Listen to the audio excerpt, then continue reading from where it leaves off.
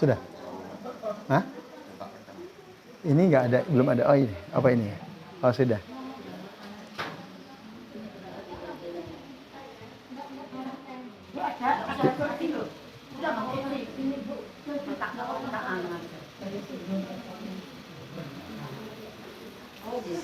Apa?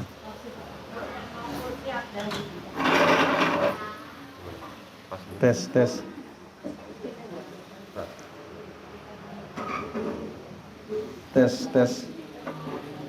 Pas kayaknya.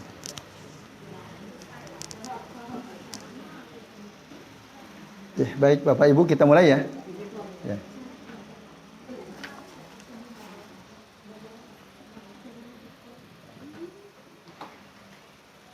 Assalamualaikum warahmatullahi wabarakatuh. Alhamdulillahi rabbil alamin. Wabihi nasta'inu ala umuri dunya waddin. Wassalatu wassalamu ala asrafil anbiya'i wal mursalin. Wa ala alihi wa ashabihi wa man tabi'ahum bi ihsanin ila yaumiddin. Asyhadu an la ilaha illallah wahdahu la syarikalah. Wa asyhadu anna Muhammadan abduhu wa rasuluh. Allahumma salli wa sallim wa barik ala Muhammad wa ala ali Muhammad kama sallaita wa barakta ala Ibrahim wa ala ali Ibrahim fil alamin innaka Hamidum Majid. Amma ba'du. Bapak-bapak dan ibu-ibu serta jamaah sekalian, rahimani wa rahimakumullah. Alhamdulillah pada pagi ini atas izin Allah kita bisa berjumpa kembali untuk sama-sama ya mempelajari kitab Al-Usul As-Salasah. Ya. Kita akan melanjutkan pembahasan tentang 3 perkara yang kemarin belum sempat kita bahas secara tuntas ya. Ada 3 masalah yang seharusnya atau bahkan wajib dipelajari oleh setiap muslim dan mengamalkannya. Pada pertemuan bulan lalu kita sudah membahas ya 1 masalah, yaitu ya, kita wajib mengetahui bahwasanya Allah lah yang telah menciptakan kita, Allah yang telah memberikan rezeki kepada kita, dan Allah tidak membiarkan kita begitu saja ya. Itu yang kita bahas pada pertemuan bulan lalu.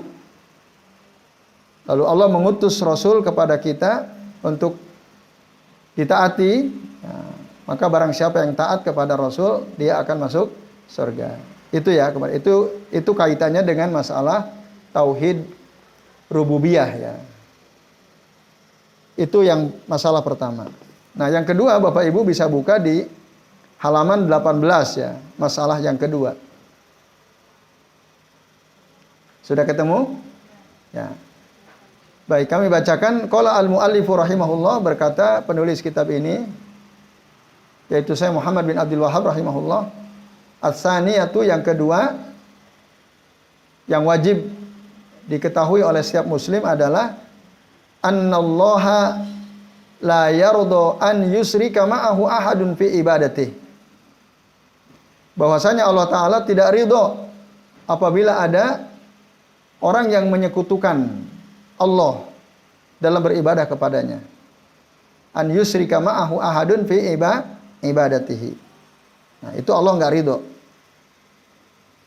La malakun muqarrabun wala nabiyyun mursalun. Baik kita sekutukan Allah dengan malaikat yang dekat dengannya, atau kita sekutukan Allah dengan nabi yang diutus olehnya, itu Allah tetap tidak ridho ya, dengan siapapun.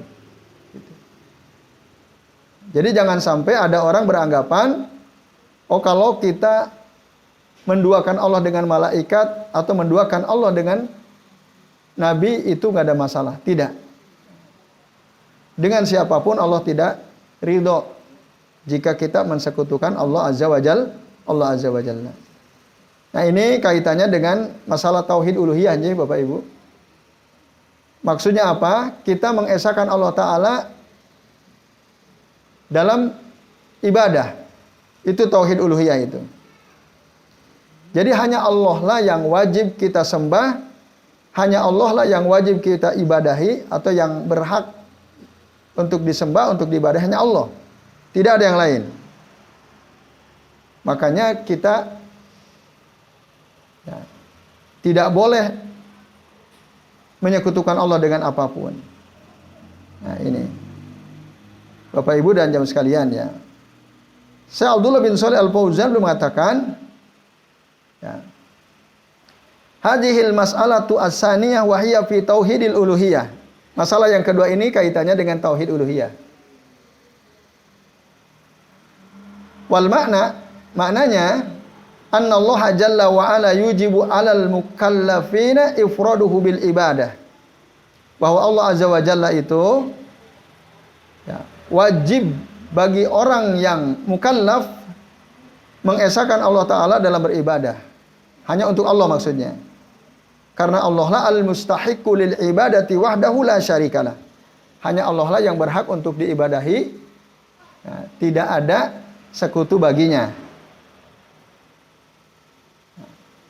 Karena yang menciptakan Allah, yang kasih rezeki Allah, yang punya kerajaan ini Allah. Kok kita sekutukan? Nah, itu kan tidak pantas. Makanya Allah tidak ridho, Bapak Ibu dan jamaah sekalian, dengan siapapun, ya termasuk dengan orang yang punya kedudukan tinggi, dengan orang yang oleh Allah dipilih menjadi nabi dan rasulnya.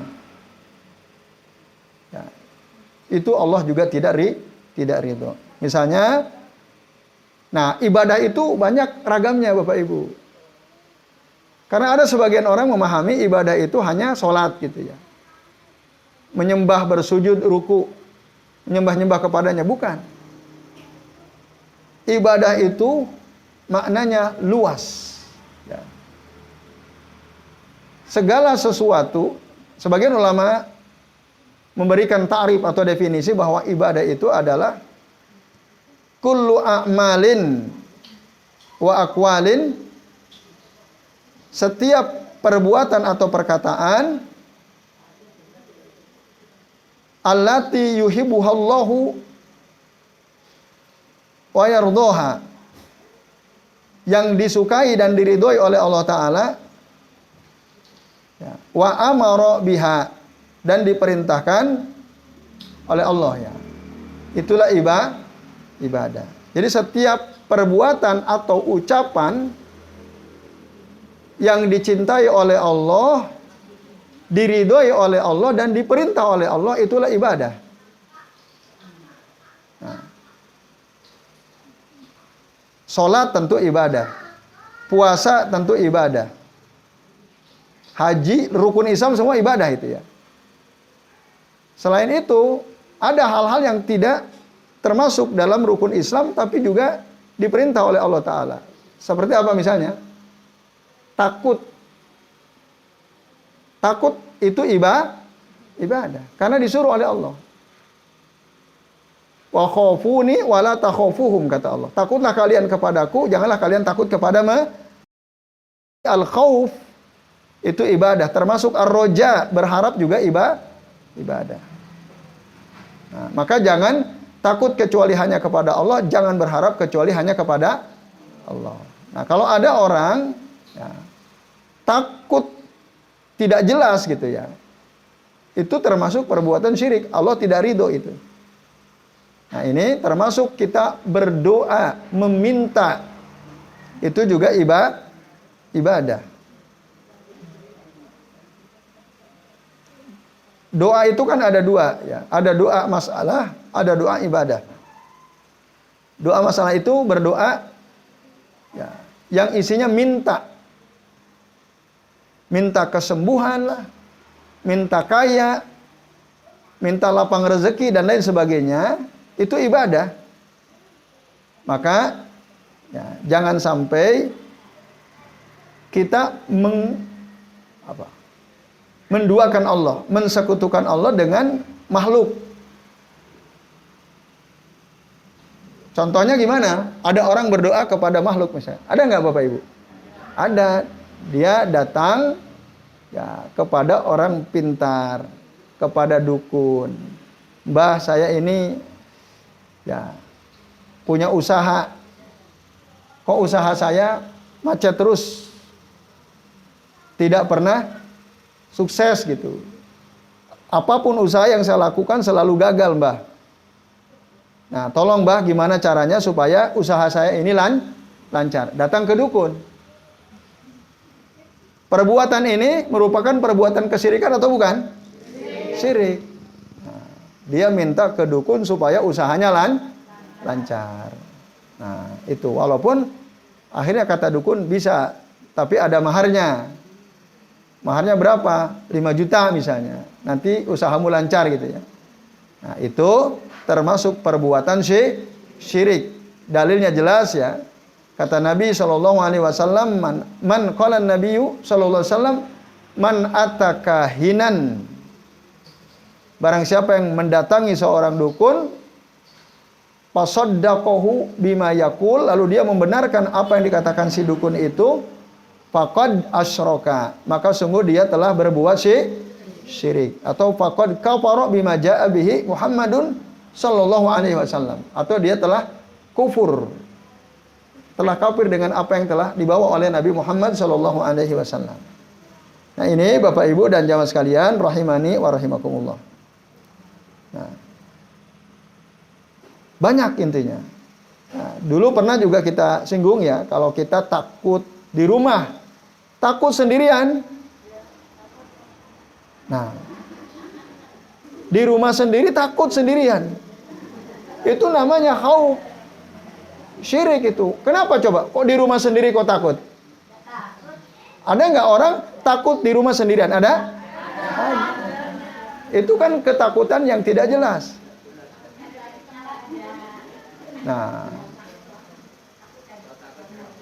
Nah, kalau takutnya jelas, misalnya karena di kampung itu banyak rampok, banyak pencuri.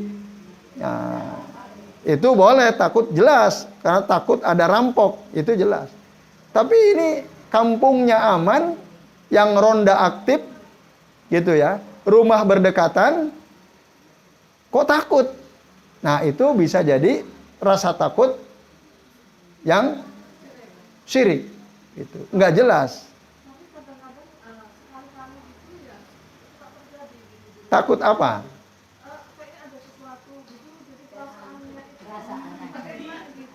Iya.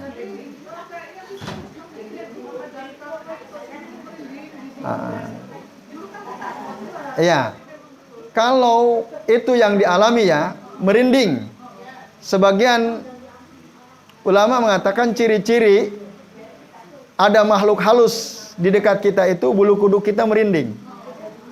Nah, merinding. Bisa jadi memang ada makhluk lain. Maka kalau begitu keadaannya cukup kita baca saja ayat Iya.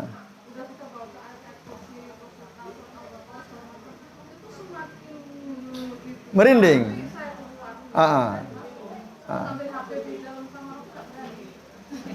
Nah, harusnya Bapak Ibu dan nyonya sekalian tidak perlu lari sampai pergi dari rumah.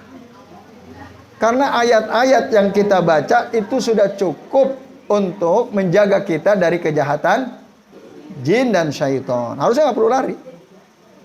Harus.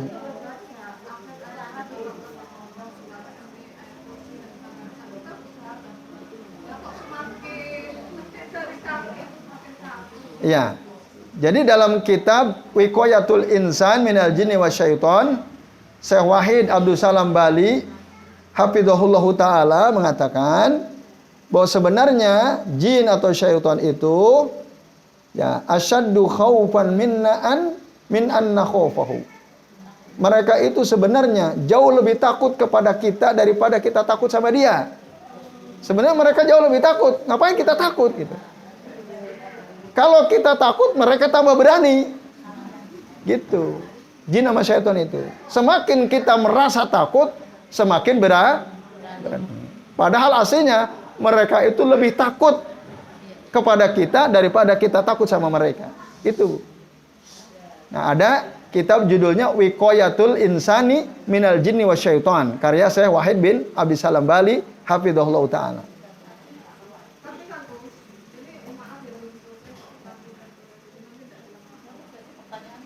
Ya.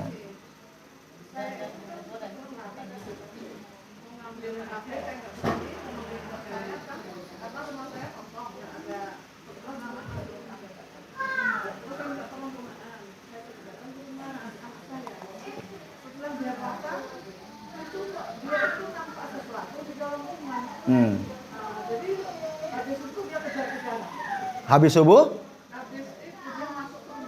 Orang si makhluk itu. Iya.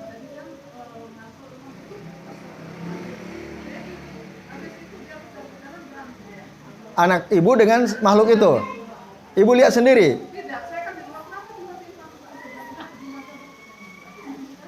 Oh, ibu nggak lihat nggak? Tapi terdengar ada suara benturan?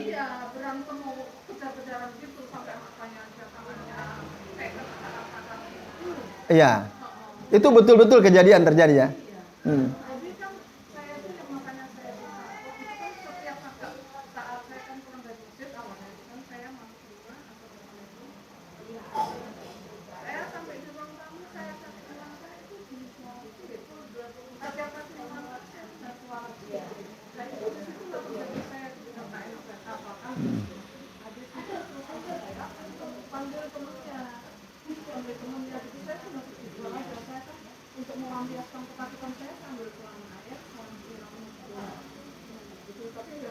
Kejadiannya malam.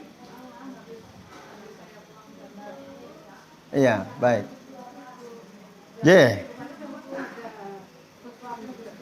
Iya.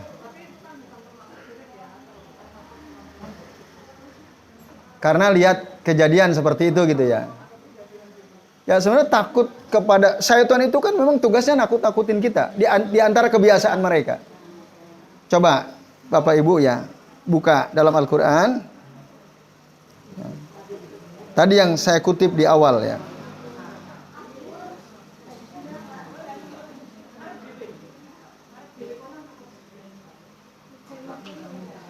Coba ibu-ibu, bapak-bapak buka silahkan surah Ali Imran ayat 175.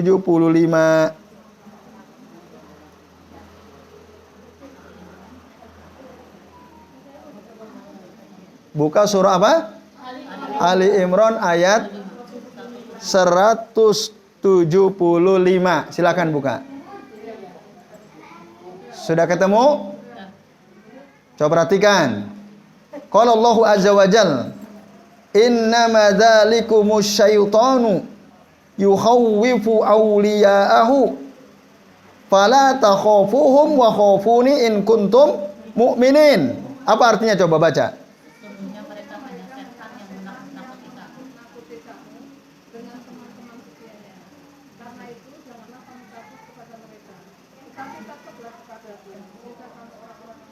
Jelas, Bu? Jangan takut. Emang setan itu suka nakut-nakutin kita. Jangan takut. Kalau kita takut, ya itu syirik.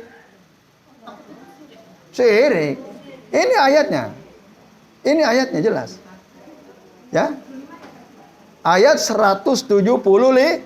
Emang setan itu suka nakut-nakutin kita. Termasuk dengan teman-teman setianya. Udah jelas kan? Ibu-ibu udah buka semua surah Ali Imran ayat 175? Sudah? Coba perhatikan itu. Itu ya, jadi Allah nyuruh kita, Allah melarang kita sekaligus nyuruh kita. Apa yang dilarang oleh Allah? Fala takhafuhum, janganlah kalian takut kepada mereka, kepada syaitan dan teman-temannya itu. Nggak usah takut. Itu wa khafuni, tapi takutlah kalian kepadaku in kuntum mu'minin, jika kalian termasuk golongan orang-orang beriman. Berarti kalau kita masih takut, iman kita lemah imannya. Enggak boleh takut. Ya gimana? Ya ini terakhir ya, nanti setelah pertanyaan ini kita tunda dulu ya. Ya silakan. Ya, yuk. Iya. Ah. Ah. Ah. Ah. Tapi orang asing. Orang asing. Nggak kenal. Ah. Ya. Terus? Anak muda, pakaian komplit, tapi makannya pada di bawah. Terus saya loh, siang-siang udah setan sih. Saya pandangi beberapa detik gitu kan. Ini bukan rasanya ya. Terus dia hilang. Itu siang padahal. Iya. Tapi saya memang nggak sering terjadi gitu. Oke, baik. Ibu nggak takut kan? Jangan takut. Itu Bapak Ibu ya. Memang syaitan itu bisa ada di rumah-rumah. Iya, bisa muncul kapan saja. Kami pernah kedatangan suami istri, datang ya, masih muda, baru 2 anaknya. Masih kecil-kecil. Jadi istrinya ini sering diganggu oleh jin. Ya, oleh syaitan dan ngeri-ngeri yang diceritakan itu. Ya, dia kadang suara di atas genteng keras. Kadang muncul nenek-nenek ya, pakai pakaian compang-camping. Kata dia ini cerita si istrinya. Wajahnya itu penuh darah gitu. Dia lagi mimiin anaknya yang bayi yang nomor 2. Itu. Wah, pokoknya makanya dia kalau suaminya pas pergi keluar kota, suaminya kan ASN ya, kadang-kadang ditugasi untuk pergi keluar kota. Itu dia sering ketakutan, biasanya ada yang nemenin. Bahkan ada suaminya aja muncul gitu. Saya tanya suaminya, pernah lihat nggak? Kalau lihat saya nggak pernah tadi. Tapi kalau dengar ada suara, pernah. Nah itu. Sekali lagi, iya yang sering lihat isinya. Tapi saya tanya, kenapa kok jenengan bisa sering lihat? Dia cerita latar belakangnya. Dulu orang tuanya, bapaknya itu memang suka kelenik-kelenik. Ada latar belakangnya. Suka benda-benda mistik, suka datang ke dukun ketika masih hidup dulu. Mungkin juga bisa jadi dia melihara jin. Iya kan? Bisa jadi. Nah, akhirnya yang kena si anaknya ini itu mungkin Bapak Ibu. Maka saya bilang, Bu, satu caranya sebenarnya Nabi sudah ngasih tahu kalau kita sering diganggu oleh jin dan syaitan. Apa? Zikir, ruqyah diri sendiri, nggak perlu minta diruqyah sama orang. Zikir pagi petang dijaga, ya. Zikir pagi petang, ya sebagian ada di Al-Ma'surat ya. Kami sudah jelaskan bahwa kitab Al-Ma'surat karya Hasan Al-Banna itu tidak semua hadisnya sahih. Oleh karenanya lebih aman. Ada nggak yang bawa kitab zikir pagi petang? Nah, coba Bu. Nah, itu. Nah, kemarin ada yang mau tahu juga kan? Nah, itu Bu. Yang lebih aman. Nah, itu. Itu judulnya zikir pagi petang Bu ya? Karya siapa Bu? Yang nulis siapa Bu? Yang nulis siapa? Mohon maaf. Nama penulisnya? Ada nggak?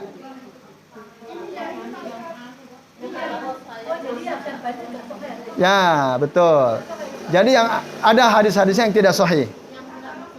Jadi, nah, ya ini bisa ya.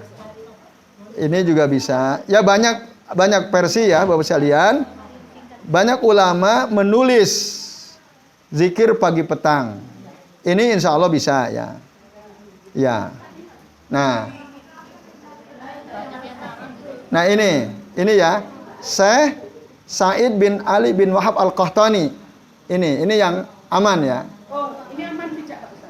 Soalnya saya amalkan setiap hari. Ya sama, ini sama Bu. Aman. Sama, ya sama. Penulisnya sama. Dan sebenarnya selain beliau juga ada ya ulama-ulama lain yang juga menyusun kitab zikir pagi petang. Nah, salah satunya yang kami rekomendasikan ini ya. Karya Syekh Said bin Ali bin Wahab Al-Qahtani rahimahullah. Judulnya Zikru As-Sabahi wal Masa dalam bahasa Arabnya ya. Nah, ini disebutkan berdasarkan Al-Qur'an dan Sunnah. Itu. Ya baik. Bapak Ibu sekalian, ini silakan diambil lagi. Ya.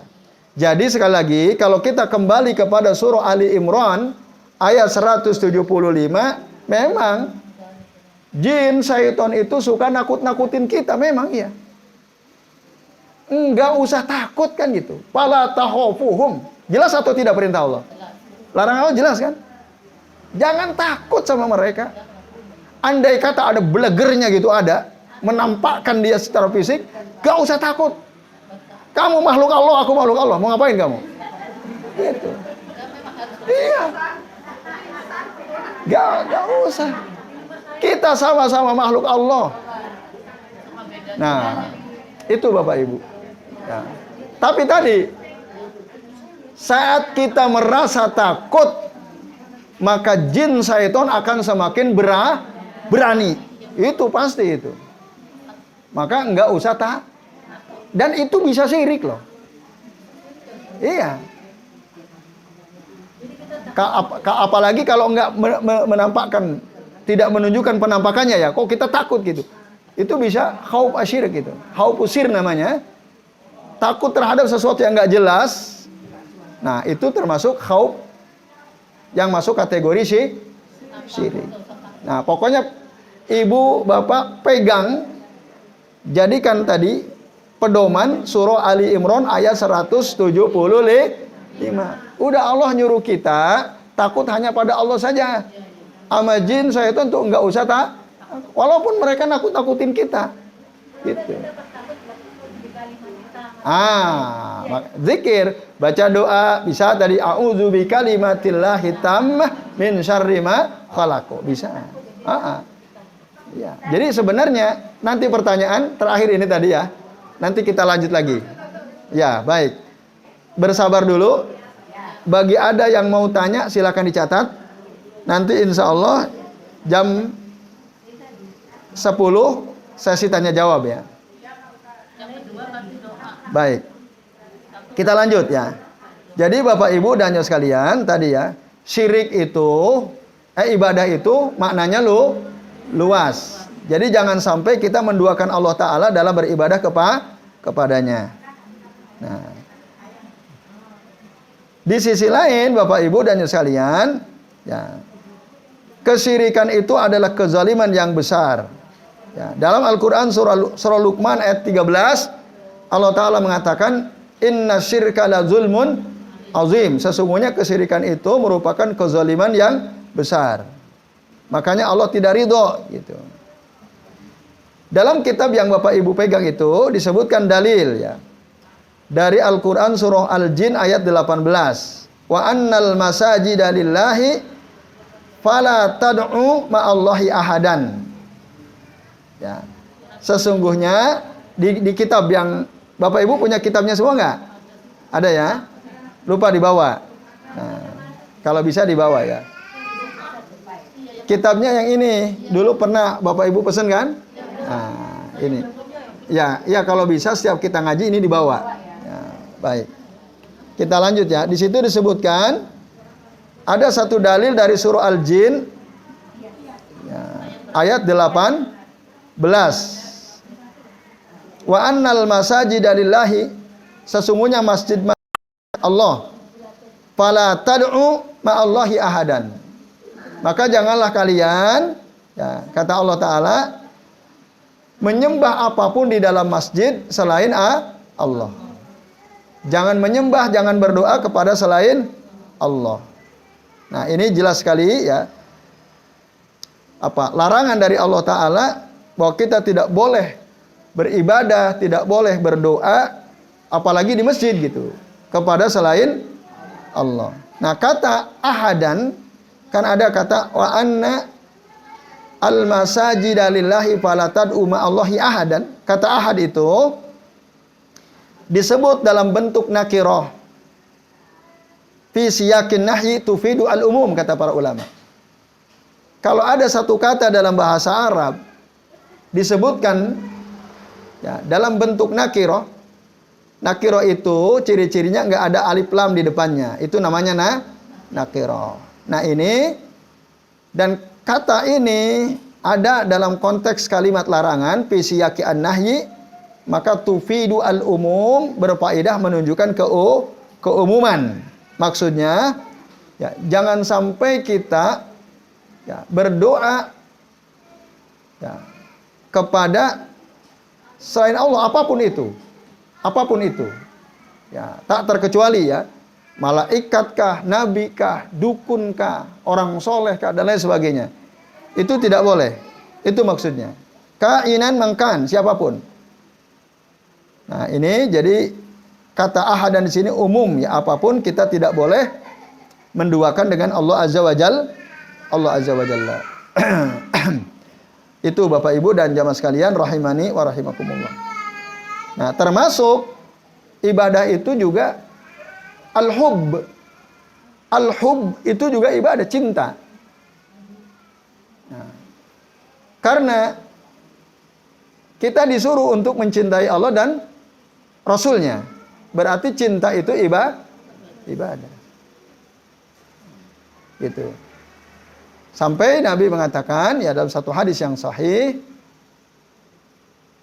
la yu'minu ahadukum hatta akuna ya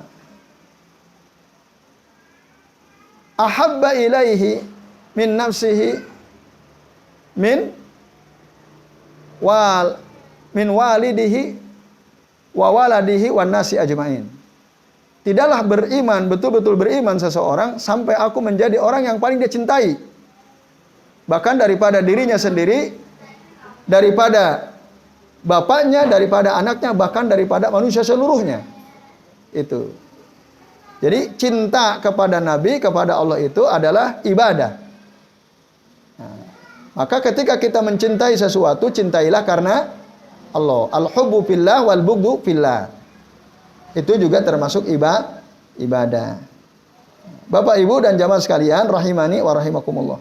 Itu yang kedua ya. Jadi Allah tidak ridho kalau kita mensekutukan Allah dengan sesuatu ya dalam kita beribadah kepadanya. Ini penting ya, kita ketahui ya. Kemudian yang ketiga di halaman 19 ya, asali satu yang ketiga, anna man ata'a ar-rasula wa wahhadallaha la yajuzu lahu muwalatu man hadallaha wa rasulahu walau kana aqraba qaribin. Nah, bahwasanya orang yang mentaati Rasul sallallahu alaihi wasallam, orang yang mentauhidkan Allah Azza wa Jal, la yajuzu lahu, maka dia tidak boleh muwalatu man hadallaha wa rasulahu. Tidak boleh loyal kepada orang-orang yang memusuhi Allah dan Rasulnya. Walau kana aqraba qaribin, meskipun orang tersebut mereka itu adalah kerabat keluarga dekat kita yang paling dekat. Kalau mereka menentang Allah dan Rasulnya, maka jangan kita loyal kepada dia. Loyal itu apa? Ya, loyal itu ya membantu dia, menolong dia, itu ya, membela dia. Itu loyal, loyalitas. Al-wala namanya. Itu nggak boleh. Nah, ini ya, yang ketiga ini terkait dengan masalah al-wala wal bara, Bapak sekalian. Jadi seorang muslim yang taat kepada Rasul, yang mentauhidkan Allah Ta'ala itu tidak boleh berwala, tidak boleh loyal kepada siapapun ya, yang menentang Allah, yang menentang Rasulnya. Kita harus barra itu berlepas diri dari mereka, walaupun dia adalah ayah kita sendiri, ya, pasangan hidup kita sendiri, anak kita sendiri, bahkan manusia seluruhnya. Apalagi kalau dia orang kafir yang jelas-jelas menentang Allah dan Rasulnya. Nah, ini Bapak Ibu dan jamaah sekalian rahimani wa rahimakumullah. Nah, kalau memang kita mengaku bahwa kita ini taat sama Rasul dan kita bertauhid, itu. Nah, Bapak Ibu dan jamaah sekalian,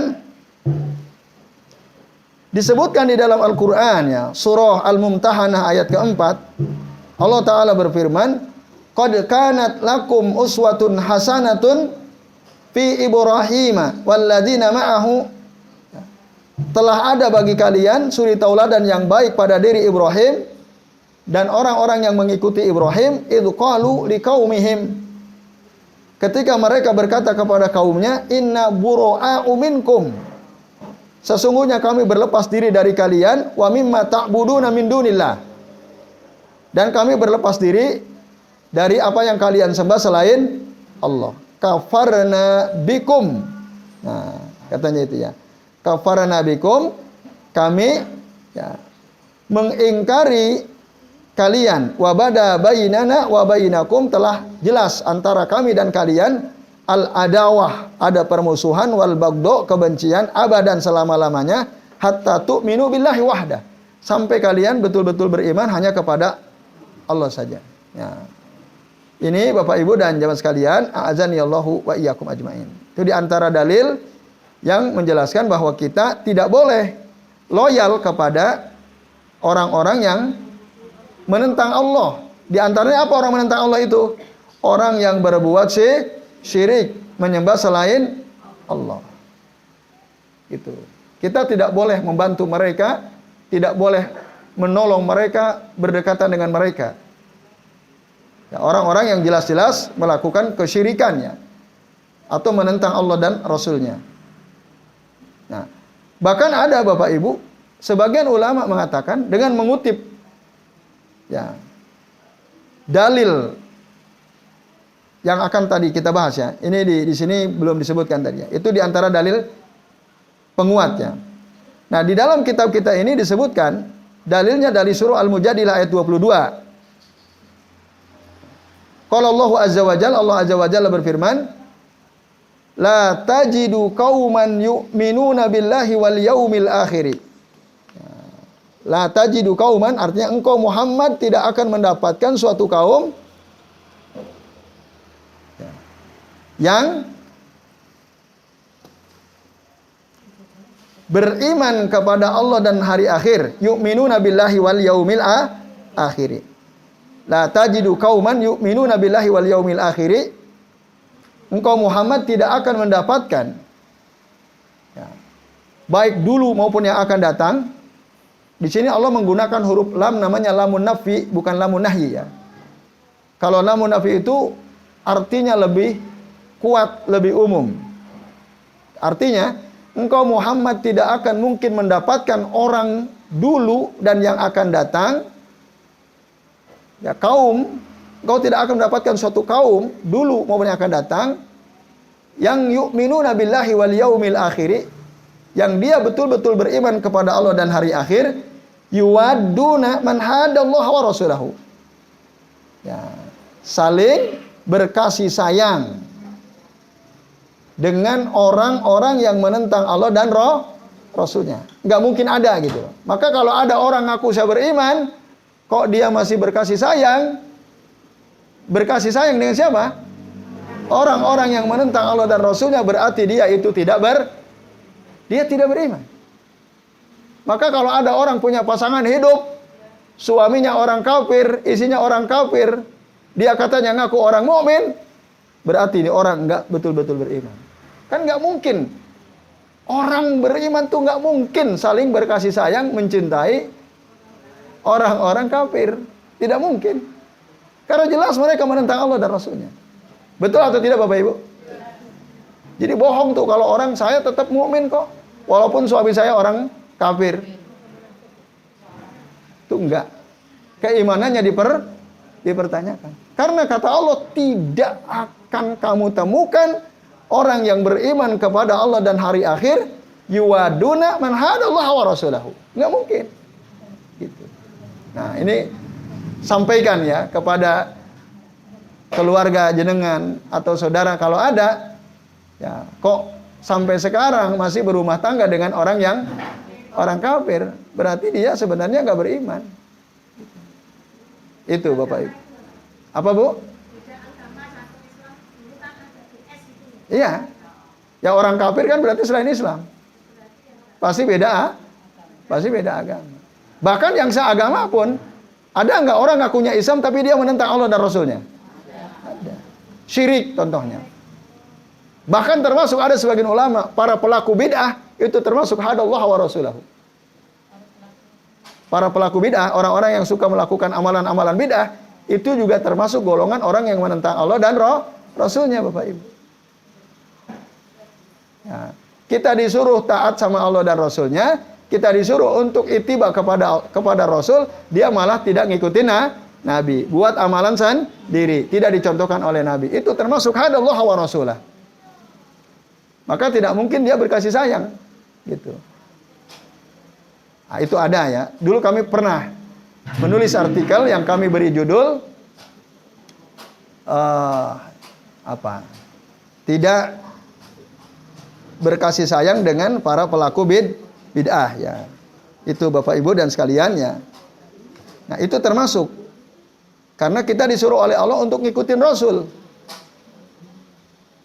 Nah, qul in kuntum tuhibbunallaha fattabi'uni yuhibbukumullahu wa yaghfir lakum dzunubakum. Katakan Muhammad, jika kalian mencintai Allah maka ikutilah aku, maksudnya ikutilah Rasul sallallahu.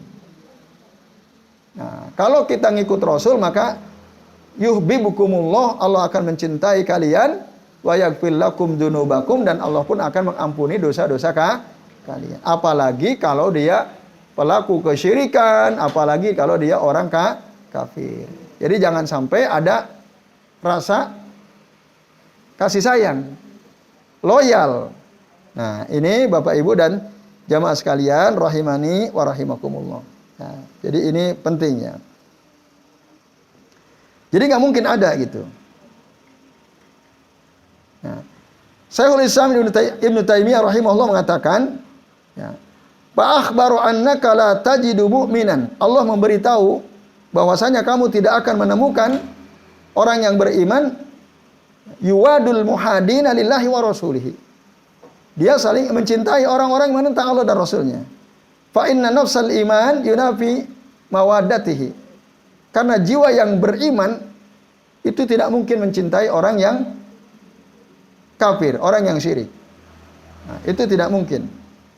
Nah, fa idza kana ar-rajulu yuwali a'da Allah biqalbihi kana dzalika dalilan ala anna qalbahu laisa fihi al-imanul wajib.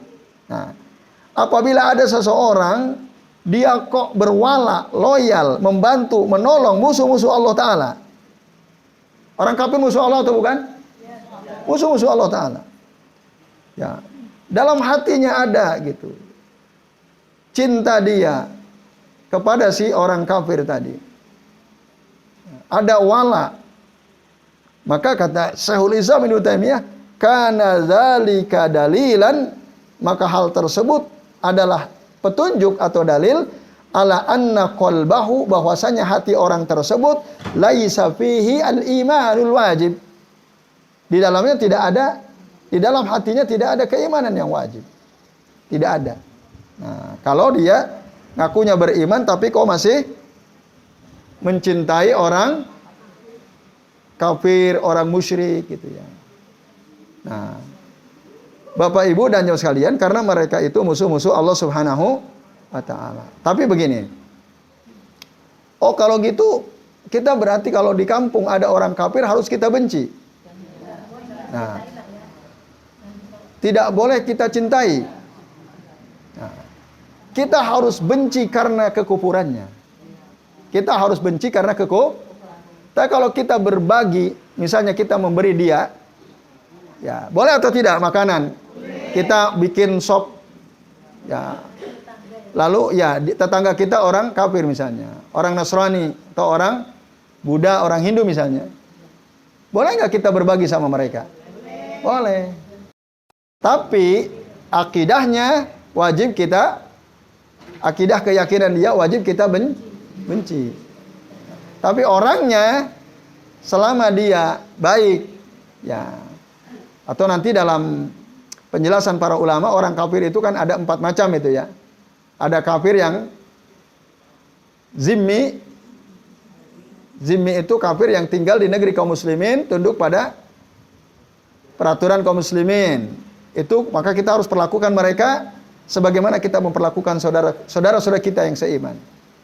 Ada kafir musta'min, orang kafir yang minta jaminan keamanan, itu pun kita harus ya tidak boleh berbuat zalim kepadanya.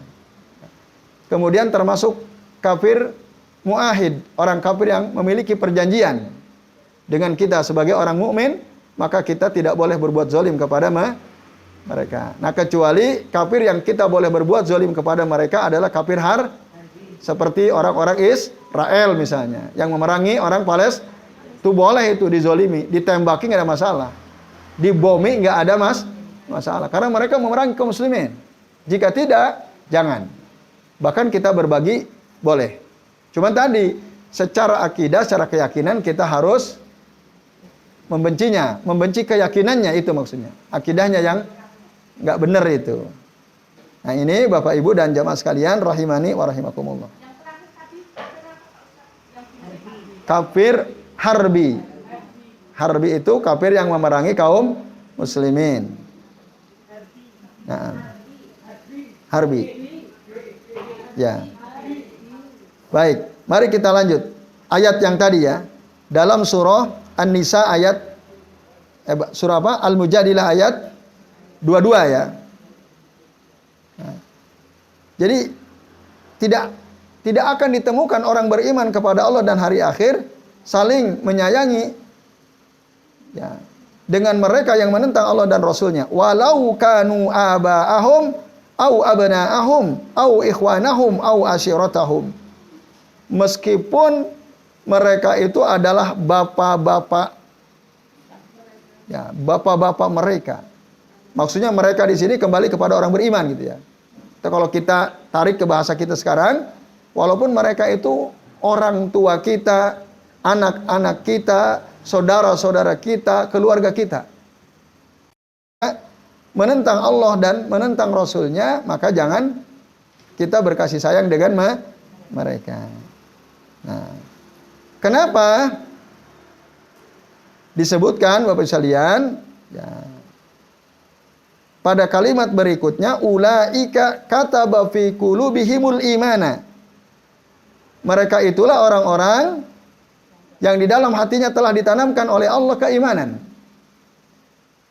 Ditanamkan oleh Allah dalam hatinya ada wa ayyadahum biruhim minhu, dan mereka ya Allah telah menguatkan mereka dengan pertolongan yang datang dari Dia, dari Allah Subhanahu wa taala. Yaitu petunjuk. Ya. Jadi kata ruh dalam ayat ini artinya adalah nurun wahuda wa ihsanun ya, robaniyun. Itu yang dimaksud ruh. Nah, jadi Allah memperkuat mereka dengan petunjuk, dengan cahaya dari Allah Ta'ala. Kenapa petunjuk dan cahaya Allah itu disebut dengan ruh? Syekh Abdullah bin Shalih Al-Fauzan mengatakan, ya, li'anna ruha sababun lil hayati thayyibah. Karena ruh itu adalah sesuatu yang menyebabkan kita hidup. Gitu kan? Kalau kita nggak ada ruhnya bisa hidup atau tidak? Tidak. Nah, pun begitu dengan petunjuk, dengan cahaya dari Allah Ta'ala, nah, itu dianggap sebagai ruh atau disebut oleh Allah sebagai ruh karena petunjuk Allah, cahaya Allah itu bisa menghidupkan kita. Itu. Makanya Allah sebut wa ayyadahum biruhim minhu. Kemudian Bapak Ibu, nah, keutamaan orang yang tidak loyal terhadap orang kafir tadi, ya,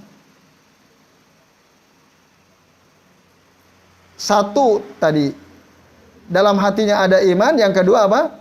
Diperkuat oleh Allah Ta'ala dengan petunjuknya, dengan cahayanya.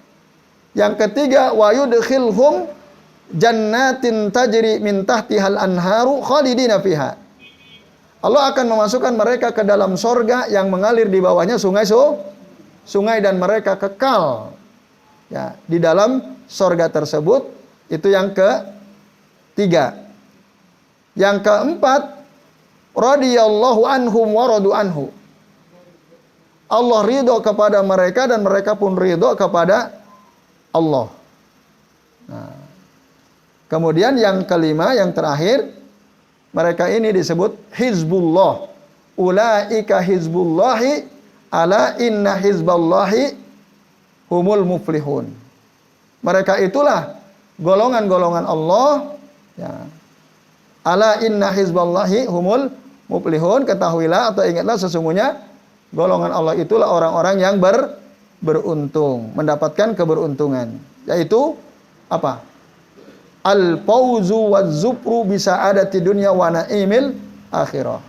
Yaitu kemenangan, keuntungan dengan mendapatkan kebahagiaan di dunia dan nikmat di akhirat. Nah, Bapak Ibu dan jamaah sekalian rahimani wa rahimakumullah. Jadi ini tentang wala ya. Jadi berdasarkan poin yang ketiga ini yang wajib kita ketahui bahwa kita tidak boleh berwala kepada orang-orang kafir atau kepada mereka yang menentang Allah dan Rasul-Nya. Walaupun mereka ini adalah keluarga dekat, bahkan dekat sekali dengan kita. Tapi Bapak Ibu dan jamaah sekalian, Syekh Abdullah bin Shalih Al-Fauzan mengatakan, ya,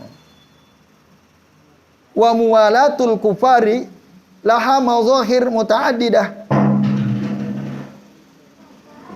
Sikap loyalitas terhadap orang kafir itu bentuknya beda-beda, beragam. Ya. Jadi hati-hati, ini kita perlu tahu. Ternyata secara tidak sadar sebenarnya kita telah berwala kepada orang kafir. Nah, makanya kita perlu tahu apa sih bentuk wala kita terhadap orang kafir itu. Itu macam-macam bentuknya Bapak Ibu. Nah, muta'addidah tadi. Yaksuru zuhuruha min zamanin ila zaman. Ya. Fenomenanya banyak terjadi dari satu zaman ke zaman berikutnya, ke zaman yang lainnya. Walinadhkuru ahamma hadhil madhahir, untuk kita sebutkan di antara fenomena yang paling penting yang menunjukkan sikap wala kita terhadap orang kafir itu adalah apa?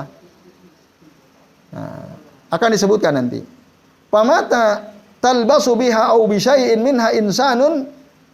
Ya.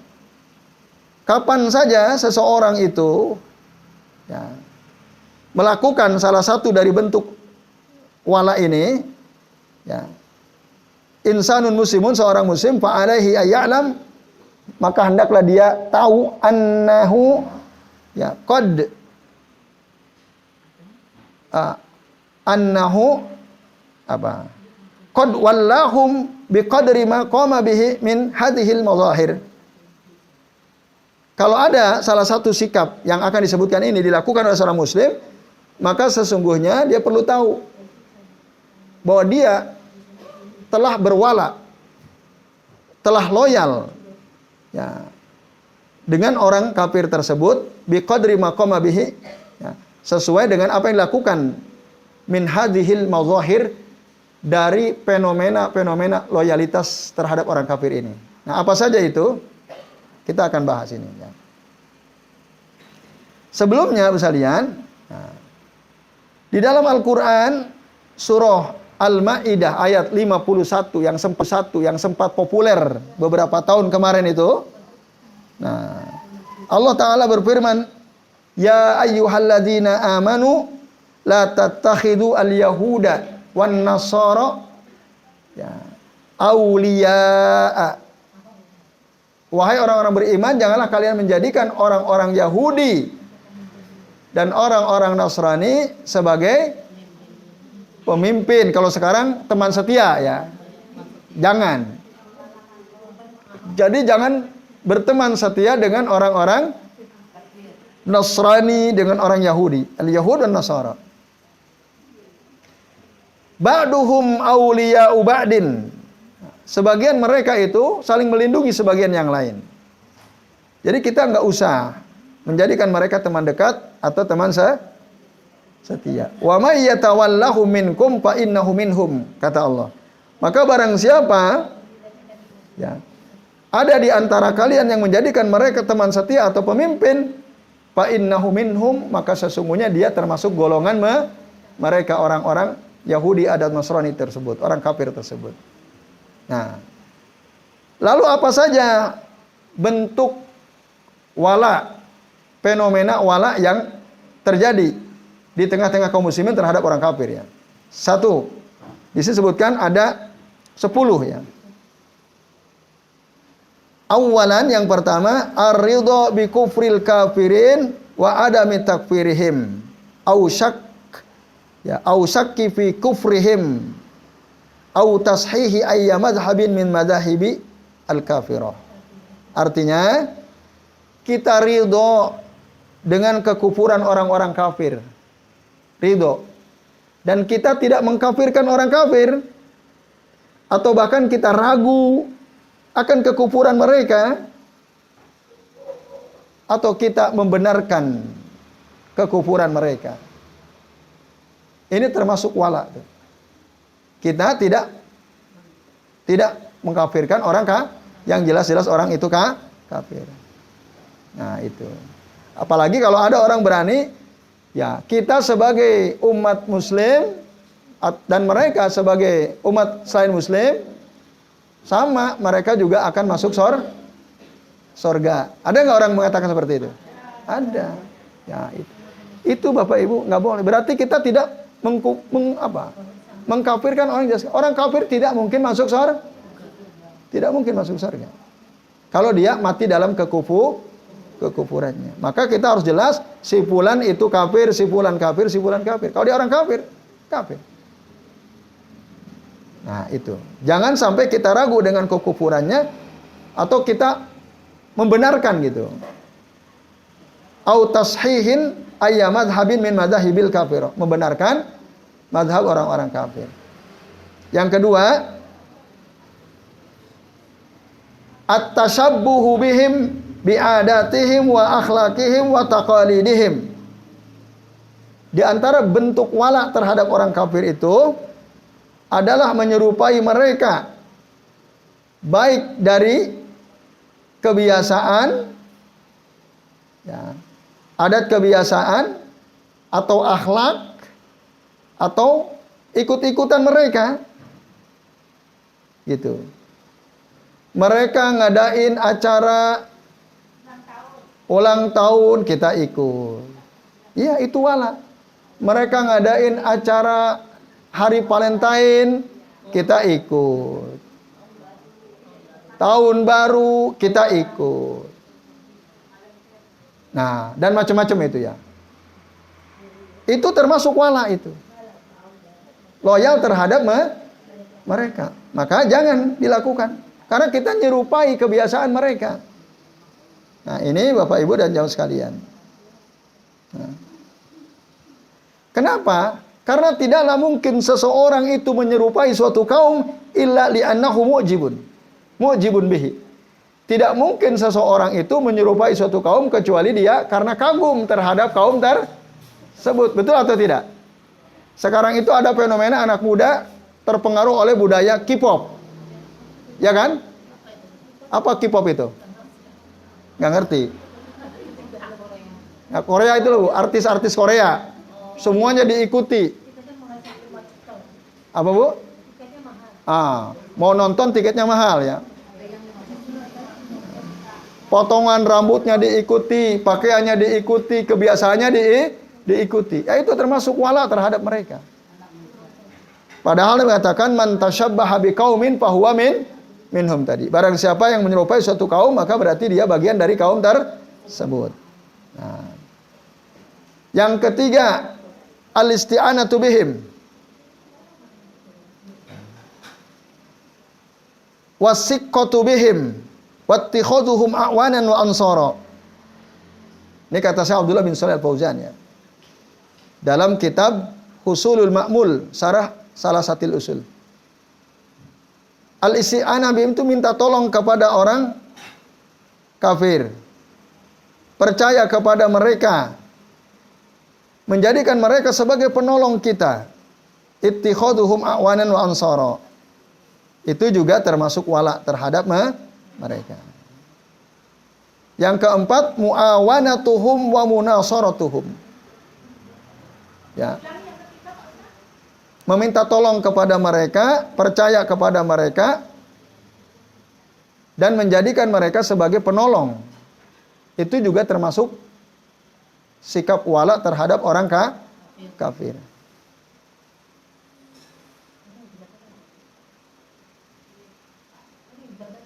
Yang keempat, muawanatuhum wa munasaratuhum. Menolong, membantu mereka. Ya. Apalagi membantu mereka untuk menyerang orang Islam. Kan ada tuh negara katanya menolong Amerika, ya, bandara, salah satu bandara di negara tersebut dijadikan tempat, diizinkan pesawat tempur Amerika untuk transit di bandaranya. Padahal itu negara Islam. Padahal pesawat-pesawat tempur itu untuk bantu Israel ngebomi orang-orang Islam di Palestina. Nah, itu namanya muawanatuhum wa munasaratuhum. Membantu. Padahal jelas. Ya, misinya jelas untuk membantu Israel menghabisi kaum muslimin yang ada di Palestina. Yang kelima, musyarakatuhum fi a'yadihim bi i'anatihim imma bil huduri au bil tahniati. Ikut merayakan hari-hari besar mereka, ikut membantu mereka menyiapkan untuk perayaan hari besar mereka, termasuk kita hadir datang dan mengucapkan selamat kepada mereka. Bapak Ibu, dulu pernah ada seorang kiai, ya, mengajak santrinya untuk membuat pohon Natal. Ada kan, sempat masuk berita itu. Ya. Itu termasuk wala. Karena apa? Kita bahkan menolong mereka mempersiapkan aksesoris perayaan hari besar mereka. Hadir. Bahkan kita mengucapkan selamat. Makanya jelas, ya, kita haram mengucapkan selamat Natal gitu ya. Selamat, ya, termasuk ya kebiasaan mereka, ya, terutama tadi ya itu kebiasaan mereka juga, ya. Apa? Kalau melayat boleh, tapi tidak wajib. Boleh. Dalam kitab yang ditulis oleh Ibnu Qayyim Al-Jauziyah ada judulnya Ahkamu Ahli Zimmah. Hukum-hukum yang berkaitan dengan Ahlu Zimmah. Ahlu Zimmah itu maksudnya orang kafir yang tadi tinggal di negeri kaum muslimin. Nah, di antara di kitab itu sebutkan, kalau ada di antara mereka yang meninggal dunia, kita melayat boleh saja. Tapi, nah, nanti akan disebutkan. Hati-hati. Nah, nanti akan. Nah, ini. Saya sebutkan. Tadi yang keberapa tadi? Kelima, ya. Yang keenam termasuk al-istighfaru lahum wa tarhumu alaihim idza mata minhum mayyitun. Memohonkan ampun kepada Allah untuk mereka, lalu kita bilang almarhum kepada mereka jika ada yang mati di antara mereka. Itu termasuk wala. Nggak boleh, semoga Bu, ya, suami jenengan diampuni dosanya oleh Allah. Itu nggak boleh, itu istighfar lahum. Semoga dikasihi oleh Allah misalnya. Itu nggak boleh. Mau lewat WA, mau langsung, nggak boleh. Sama aja. Nah, ucapannya apa kalau kita berbela sungkawa? Kalau ikut berduka cita, boleh nggak? Nah, kalau berduka itu mendoakan atau tidak? Enggak, ya. Itu, nah, atau misalnya kita ucapkan semoga jenengan diberikan kesabaran, itu boleh. Ya, kalimat seperti itu boleh. Tapi kalau semoga Bapak diampuni dosanya, dikasihi oleh Allah Ta'ala, itu tidak, itu termasuk wala. Maka tadi Ya, al istighfar lahum wa tarahum alaihim idza mata minhum mayyitun, itu nggak boleh. Tapi kalau takziah itu dibolehkan.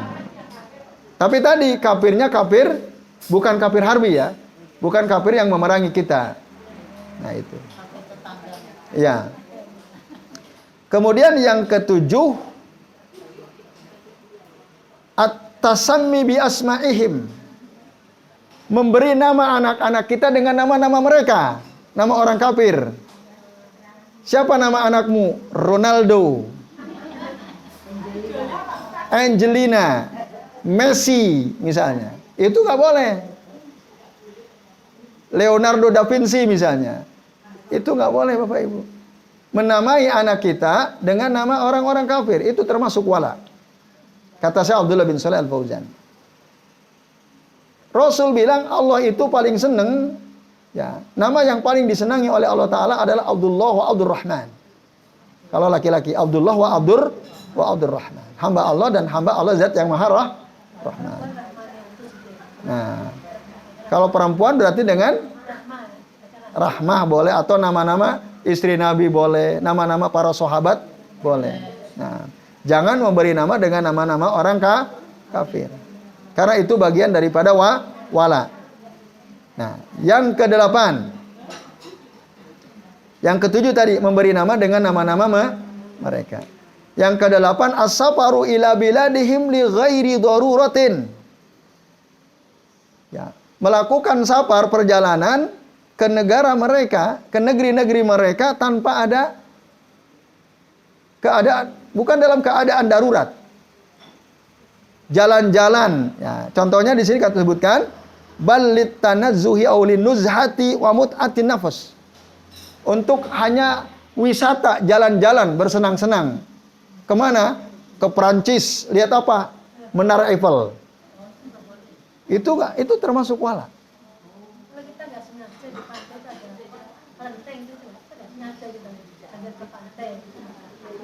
Kalau di negeri Islam nggak masalah. Ini kita jalan-jalan ke negeri orang kafir. Coba banyak gak orang Indonesia jalan-jalan ke Paris, ya kan? Lihat menara Eiffel. Jalan-jalan ke Belanda, lihat kincir angin. Jalan-jalan ke Italia misalnya. Nah, itu termasuk wala. Kecuali kalau ke sana dalam rangka dakwah, nah itu boleh. Ada, ya. Ada lembaga di Indonesia itu suka mengirim para dai ke negeri-negeri orang kafir dalam rangka dakwah, itu boleh. Tapi kalau hanya untuk sekedar jalan-jalan, bersenang-senang, nah itu termasuk karena menguntungkan mereka atau tidak? Menguntungkan. Nah ini, maka disebutkan as-safaru ila biladihim li ghairi daruratin bal lin nuzhati wa mut'atin nafas. Itu termasuk wala. Itu yang ke-8. Yang ke-9, mujamalatuhum wa mudahanatuhum fid din. Mujamalah, mudahana itu ya, berbaik-baik. Ya, mudahana itu apa? Kompromistik gitu ya. Kompromi. Mudahana dalam agama, dalam masalah agama. Contoh misalnya ada sebagian pemimpin-pemimpin itu ketika mengucapkan salam menggunakan salamnya mereka. Banyak terjadi kan? Nah itu saya nggak hafal itu, gimana itu ya? Itu nggak perlu ngapain. Itu namanya mujamalah, mudahana namanya. Kan untuk kompromi, untuk supaya kelihatan bagus kan gitu. Biar kelihatan toleran dan seterusnya kan? Bukan begitu. Maka Bapak Ibu ya nggak perlu itu. Karena kalau kita melakukan berarti kita wala terhadap mereka. Nggak boleh. Ada lebaran Cina, hari Natal, dan lain sebagainya. Ya, itu ya. Contoh tadi salam ya. Jadi kita udah cukup mengucapkan salam terbaik yang diajarkan oleh Rasul. Tidak perlu salam sejahtera, Om, Swasti. Nah itu dia, itu nggak boleh. Nah, tidak perlu. Itu yang ke-9. Yang ke-10 Bapak Ibu dan sekalian, ya, isti'aratu qawaninihim wa manahijihim fi hukmil ummati wa tarbiyati abnaiha. Nah, ini penting nih. Banyak juga terjadi. Kita mengadopsi qawaninihim wa manahijihim. Kita mengadopsi undang-undang mereka, metode mereka, baik dalam membuat undang-undang yang ada kaitan dengan masalah hukum maupun dalam mendidik anak-anak kita, menggunakan manhajnya mereka. Itu nggak boleh. Itu termasuk wala. Kita mengadopsi undang-undang mereka. Banyak nggak itu terjadi? Ya, jangan sekarang itu banyak. Untuk hukum. Contoh Bapak Ibu. Di Indonesia, boleh enggak orang pakai pakaian yang tidak menutup aurat di ruang publik? Boleh atau tidak? Ada perempuan enggak pakai jilbab, bahkan pakaian ketat seksi, jalan di tempat umum. Boleh atau tidak? Nah, itu kan dalam undang-undang positif nggak dilarang. Kalau dalam hukum Islam dilarang tidak? Dilarang. Di kita nggak dilarang kan? Karena kita mengadopsi undang-undang orang-orang kafir. Iya. Iya. Kan banyak banget tuh sekarang kita lihat. Orang-orang kan. Bahkan pakai celana pendek banget. Ya, udah ketat pendek banget. Nah, itu. Subhanallah ya. Itu. Iya, itu banyak. Boro-boro ketat yang terbuka banget juga ada. Coba itu tanya orang-orang di jalan pakai pakaian ketat, tanya. Mungkin ada di antara mereka juga seorang muslimah. Nah, yang lebih parah lagi udah ketat pakai jilbab. Wah, itu lebih parah lagi. Nah, ya. Itu dalam undang-undang barat boleh atau tidak? Dalam undang-undang di barat boleh atau tidak? Boleh. Kalau di kita harusnya umat Islam punya undang-undang sendiri, itu tidak boleh. Nah, tapi kita mengadopsi undang-undang dari barat. Termasuk metode mereka ya. Nah, termasuk Bapak Ibu dan sekalian, cara mendidik anak-anak kita. Kan ada tuh, kita mengadopsi sistem pendidikan barat. Selama tidak bertentangan dengan syariat Islam, boleh dipakai. Kalau itu baik. Karena al-hikmatu dhalatul mu'min aina wajadaha fahuwa ahaqqu biha. Itu kaidahnya. Kalau ada orang barat punya sistem pendidikan bagus dan tidak bertentangan dengan syariat, itu bila boleh kita adopsi, boleh. Selama tidak bertentangan dengan syariat Islam. Nah, tadi karena ada kaidah ya, bahwa al-hikmatu, kebenaran itu dhalatul mu'min, barang hilangnya orang beriman, aina wajadaha, dimanapun si mukmin itu mendapatkan kebenaran tadi, dimanapun dari siapapun, fahuwa ahaqqu biha, maka dia seorang mukmin lebih berhak untuk mendapatkan kebenaran itu, walaupun dapatnya dari siapapun gitu ya. Tapi kalau metode pendidikan orang kafir itu bertentangan dengan syariat Islam misalnya, nah harusnya kita harusnya. Contoh, sekolah digabung laki perempuan. Itu sistem barat atau sistem Islam? SMP, SMA, kuliah. Coba di kita. Kan mungkin 90%, ya atau tidak? Sekolah-sekolah itu dicampur. Bahkan bukan hanya negeri, pesantren juga ada loh. Pesantren juga ada yang ketika sekolah digabung. Nah, ini sebenarnya kita mengadopsi sistem barat. Dalam Islam boleh atau tidak? Satu ruangan laki perempuan digabung, boleh atau tidak? Tidak boleh aslinya. Ikhtilat namanya. Ikhtilat namanya. Maka dipisah. Maka alhamdulillah kami, ya, waktu kami mondok dulu, ya di pondok kami khusus laki-laki. Kalau perempuan ada jauh. Nah, khusus perempuan, laki-laki khusus laki-laki. Beda tempatnya. Nah, ini ya Bu sekalian, itu diantara bentuk-bentuk wala yang banyak terjadi di tengah-tengah kaum muslimin. Nah, kita tidak sadar gitu bahwa itu sebenarnya adalah wala terhadap orang yang memusuhi Allah, menentang Allah dan Rasulnya. Jadi saya kira demikian Bu sekalian yang bisa kita bahas pada kesempatan kali ini ya. Masih ada waktu 4 menit ke jam setengah 11 nih ya. Jadi silakan Bapak Ibu, barangkali ada di antara jenengan yang mau tanya, kami silakan. Ya silakan. Maaf, ada berapa dulu kita batasi? Ya, 5 orang aja ya. 1, 2, 3. Udah? Oke, berarti 3 aja ya.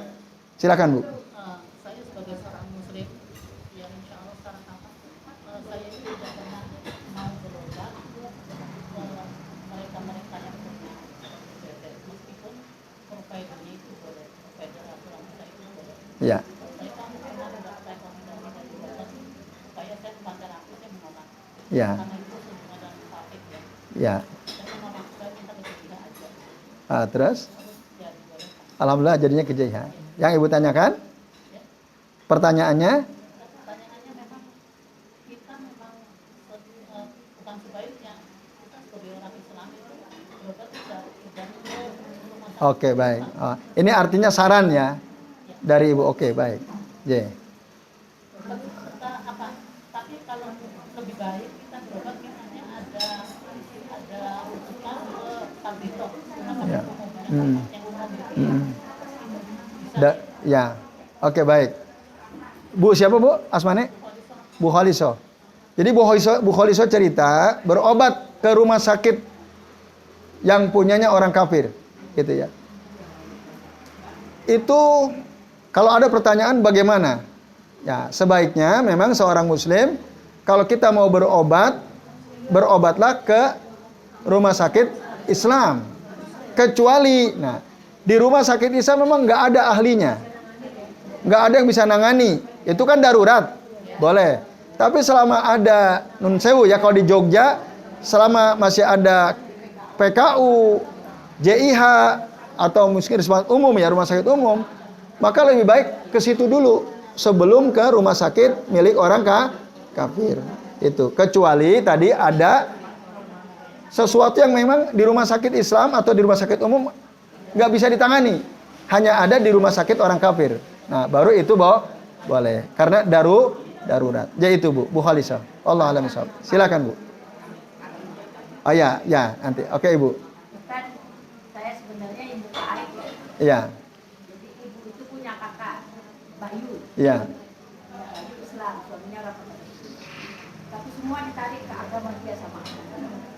Berarti Bude. Ya Bude. Ah. Tapi anaknya dapat suami non. Oh ya. Non. Jadi semua dari anak cucunya itu cuma satu yang enggak, yang laki-laki dapat orang Riau di bawah Riau.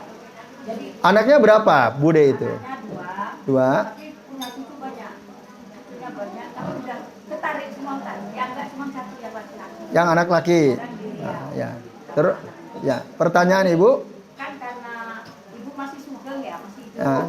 Ibunya Mas Eko. Ah. Nah itu kan anak-anaknya masih, terus kemarin itu ada yang meninggal istrinya, enggak ngajak layar.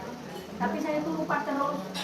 Nah seandainya saya ngajak ibu, ayo Bu kita silaturahmi ya istilahnya. Bisa apa? Ngajak Ibu sendiri silaturahmi ke kakaknya. Enggak, udah meninggal semua, ke cucu, anak cucunya. Oh. Ya, cucunya dan cucunya kafir, orang kafir. Semua kafir semua. Iya. Sekarang. Iya. Iya. Tapi saya selalu ya melupakan supaya Mbak Uti itu lupa sama keluarganya yang ini. Terus Mbak, saya nek Mas siapa yang di Riau datang sama Mbak Anu, udah Mbak Uti jalan-jalan kemana? Iya. Itu dosa nggak saya sama ibu? Ngajak silaturahim kepada keluarga putrinya Bude dan anak cucunya. Ya. Ya tadi kalau melayat itu boleh, asal jangan sampai pas acara ritual mereka. Udah lama kan. Boleh. Boleh ya? Ya. Terus datang silaturahim itu juga boleh. Syukur-syukur sambil dakwahi mereka, baik terang-terangan maupun secara tersembunyi. Itu boleh, Bu. Tujuannya itu ya. Barangkali kita nasihati dia mau ya, alhamdulillah. Sambil Saya punya niat ya, karena suaminya Mbak Sri namanya, Ya. anaknya yang pertama. Ya yang narik itu kan suaminya termasuk semua bapak ibunya. Ya. Nah, kadang saya tuh sama dia udah Ya. Ya. sakit keras, Mbak. Siap. Oh, Ya. dia meninggal saya mau berdakwah, mau tak ajak ustaz aja siapa biar dia. Ya itu yang narik semuanya soalnya. Iya. Iya, bisa. Bagus kalau begitu. Silaturahim dalam rangka untuk mendakwahi ya. Yaitu boleh, Bu, dilakukan. Allahu a'lam bishawab. Nah, yang terakhir tadi siapa? Yang tengah tadi? Bunur. Mana Bunur? Ya, silakan. Ustaz, bulan yang lalu tuh ada tamu ke rumah saya. Ya.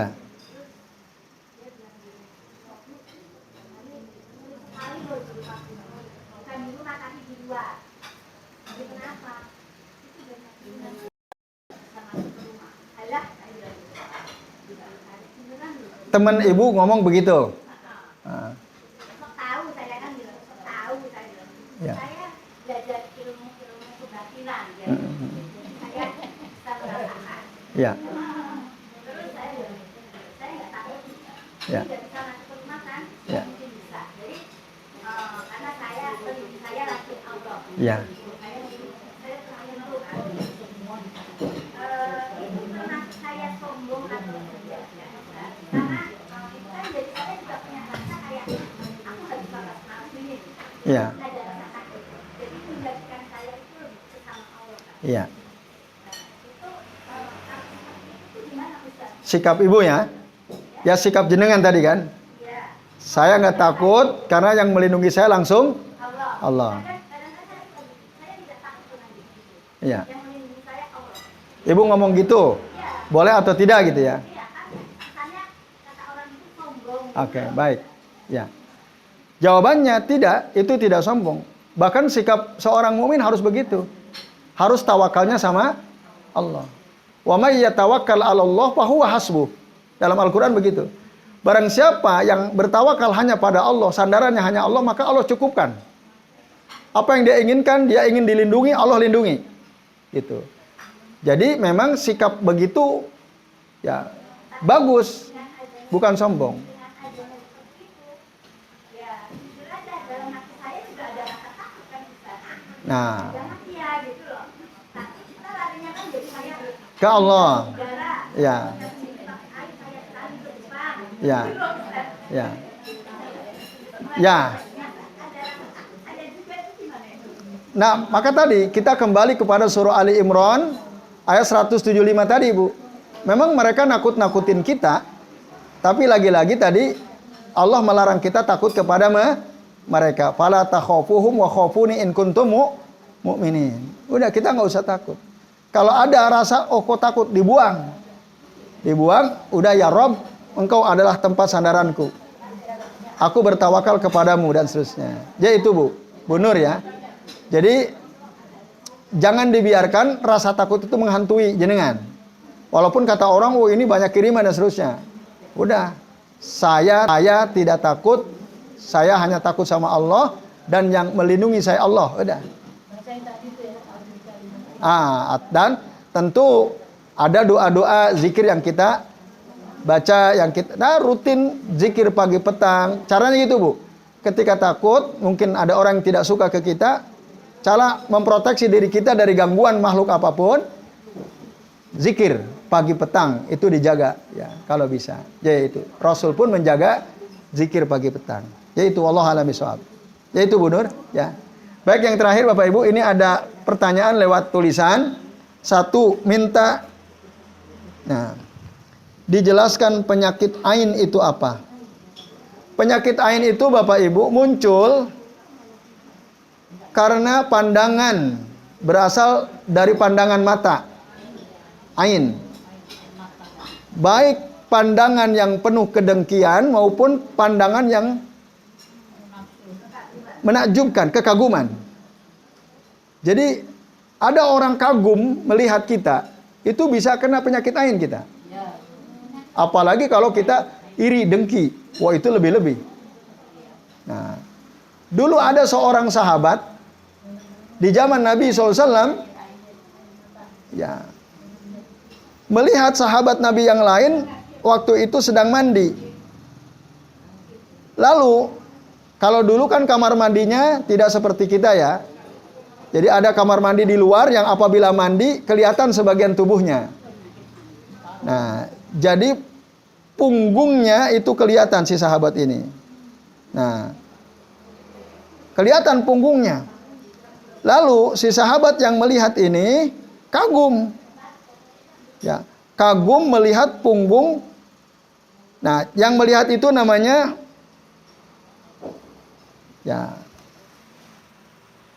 namanya Abu Umamah bin Sahal bin Hunayf. Oh maaf, namanya yang melihat ini Amir bin Robi'ah. Amir bin Robi'ah radhiyallahu anhu melihat Sahal bin Hunayf. Sahal bin Hunayf itu lagi mandi, Bu. Si Amir bin Robi'ah melihat. Lalu dia mengatakan, "Ma ra'aitu kal yaumi wala jilda mahba'atin ya palubito Sahal." Aku tidak pernah melihat ya seperti hari ini kal yaum ada kulit sebagus ini. Jadi si Amir bin Robi'ah ini melihat kulitnya Sahal bin Hunayf, bagus banget kulitnya, bersih, putih gitu ya. Sehingga dia kagum. Akhirnya apa yang terjadi? Si Sahal bin Hunayf, Bapak Ibu, langsung terkena penyakit ain, terpelanting, terjatuh. Nah, itu. Langsung tuh terjadi. Padahal Amir bin Robi'ah kan nggak dengki, cuman kagum. Itu bisa. Nah, bisa menyebabkan orang yang dilihat itu terkena penyakit ain. Makanya Bapak Ibu, hati-hati kita melihat anak kita, cucu kita. Waduh nak, kamu ganteng sekali, cantik sekali nak misalnya. Ibu kagum, memang betul cucu ibu ganteng, cantik gitu. Lalu mengucapkan, oh cucu ibu ganteng banget gitu. Lupa, ya kita lupa mendoakan keberkahan untuk cucu kita. Itu juga bisa jadi sebab kena penyakit ain. Akhirnya tahu-tahu panas, diperiksa ke dokter nggak jelas. Enggak, yang anaknya itu. Iya, makanya kalau kita mengagumi sesuatu kata Nabi, ya, jadi penyakit ain bisa muncul karena pandangan kekaguman. Nabi bersabda dalam hadis riwayat Imam Ahmad, "Idza ra'a ahadukum min akhihi aw min nafsihi aw min malihi ma yu'jibuhu falyubarrikhu fa innal aina haqqun," kata Nabi. Apabila salah seorang di antara kalian melihat dari saudaranya, bahkan dari dirinya sendiri atau dari hartanya yang membuat dia kagum, hendaklah dia mendoakan keberkahan. Falyubarrikhu fa inna al-aina haqqun, karena penyakit ain itu benar ada. Bahkan kita, Bapak Ibu ya, jenengan beli motor bagus, nah, atau punya harta gitu ya. Nah, itu juga sebaiknya kita ucapkan barakallahu fih. Nah, atau jenengan bahkan melihat diri jenengan sendiri, ya Rob, kok aku cantik sekali ya gitu. Iya. Tadi Allahumma barakallahu li. Barakallahu li misalnya. Semoga Allah memberikan keberkahan kepadaku. Atau barakallahu fi. Ya, semoga Allah memberikan keberkahan kepadaku. Itu kata para ulama. Fal yubarrik. Ya, fal yubarrikhu fa inna al-aina haqqun. Nah, itu Bu, penyakit ain itu bisa muncul dari pandangan seseorang kepada kita, walaupun itu pandangan yang penuh kekaguman. Maka hati-hati Bu ya, kalau jenengan selfie foto tercantik jenengan, lalu jenengan share kemana-mana, nanti ada orang kagum sama kecantikan jenengan, tahu-tahu jenengan sakit. Itu bahaya itu. Iya. Apalagi kalau dia memandangnya dengan penuh kedengkian. Itu lebih parah lagi. Itu. Paham ya? Itu Bu, penyakit ain itu. Tapi kalau dia kagum sambil mendoakan keberkahan, insya Allah enggak. Kalau dia orang tahu ya. Nah. Iya, walaupun foto. Ya Ibu kasih tahu, kalau kamu muji aku tolong doakan dengan keberkahan. Atau ada kan kalau kita dipuji orang doanya ada nggak? Ada, doanya gimana? Allahumma la tu'akhidni bima yakulun. Gitu ya. Ada nggak doanya? Ada kan, dulu pernah kita bahas. Allahumma la tu'akhidni bima yakulun. Terus waj'alni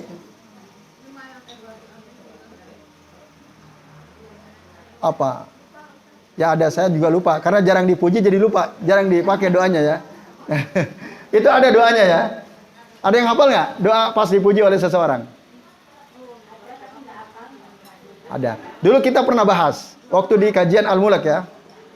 Yaitu. Itu Bu Nur ya. Kalau jenengan dipuji oleh seseorang, maka hafalkan doanya. Terutama ya kita atau ibu-ibu, bapak-bapak yang sering dapat pujian. Entah karena fisiknya, karena prestasinya dan sebagainya, bacalah doa yang biasa dibaca oleh para sahabat ketika dipuji oleh orang lain ya.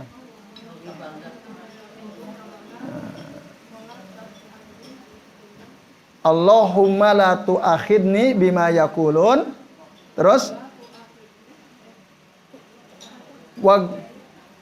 waghfirli ma la ya'lamun. Gitu ya. Waj'alni khairan mimma yazunnun kalau enggak salah. Gitu Bu ya.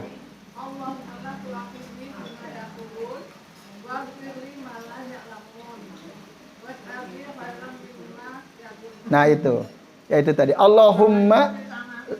Allahumma la tu'akhidni bima yakulun waghfirli bima la ya'lamun waj'alni khairan mimma yazunnun. Itu Bu Nur ya. Kalau kita dipuji sama orang, kalau bisa kita lempar wajahnya pakai debu, kalau nggak bisa kita berdoa ini.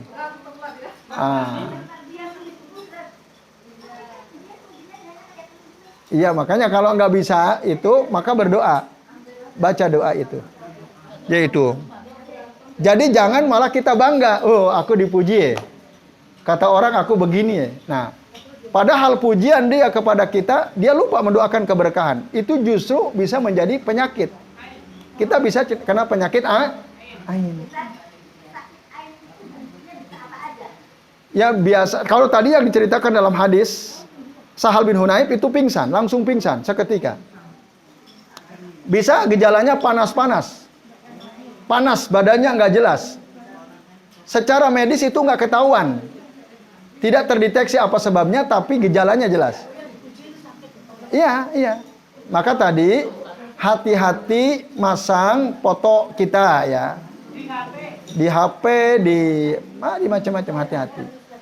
Ya itu, baik. Itu Bu ya penyakit ain ya. Apalagi kalau dia dengki, wah itu lebih-lebih gitu ya. Ya itu. Nah, foto kampanye.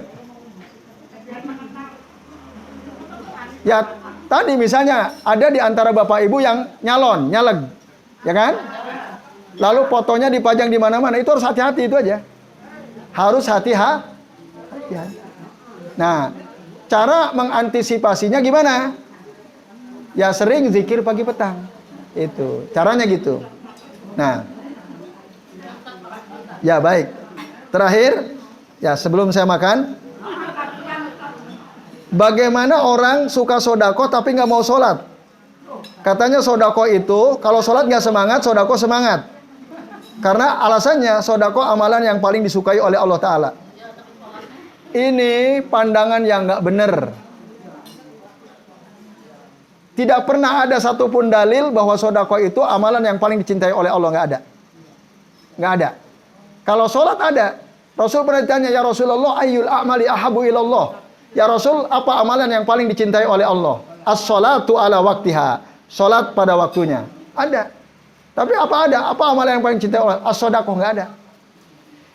kalau ada orang mengatakan sedekah adalah amalan yang dicintai oleh Allah, secara spesifik dalilnya tidak ada. Yang ada itu, nah gini. Rasul mengatakan inna shadaqata tudfi'u an ahliha, ya.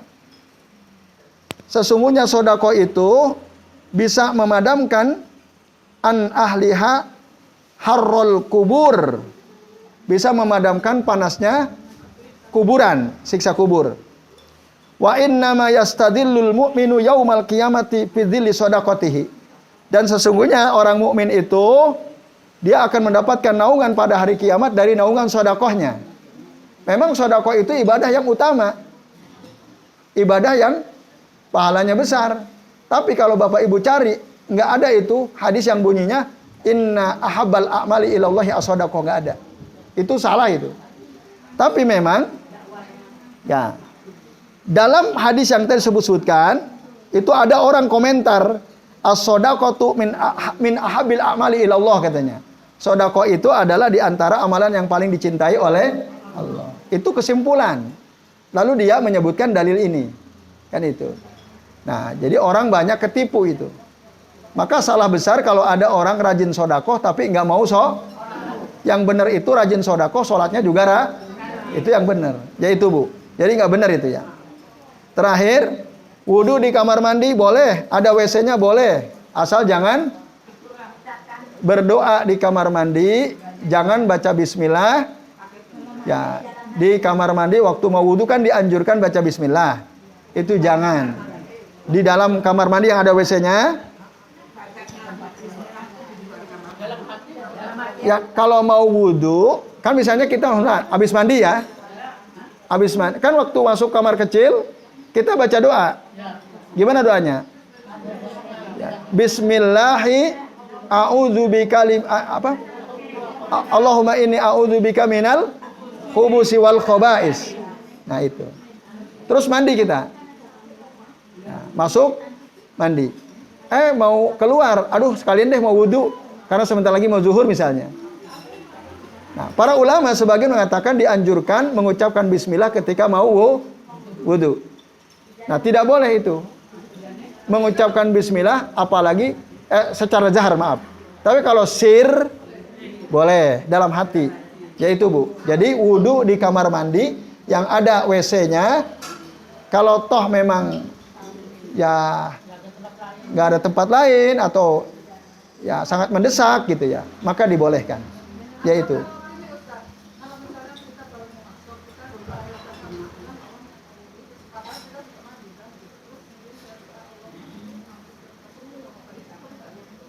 mau masuk? Boleh, mau masuk boleh. Nanti saat wudu kan ada doa tuh. Doanya keluar dulu dari kamar mandi lalu berdoa. Yaitu wallahu a'lam bishawab. Baik Bapak Ibu, silakan dinikmati makanannya. Ya, kita akhiri. Mari kita akhiri kajian kita dengan membaca doa kafaratul majlis. Subhanakallahumma wa bihamdika asyhadu an la ilaha illa anta astaghfiruka wa atubu ilaik. Wa sallallahu ala Muhammadin wa ala alihi wa sahbihi wa baraka wa sallama alaihim ajmain. Billahi taufiq wal hidayah. Wassalamualaikum warahmatullahi wabarakatuh.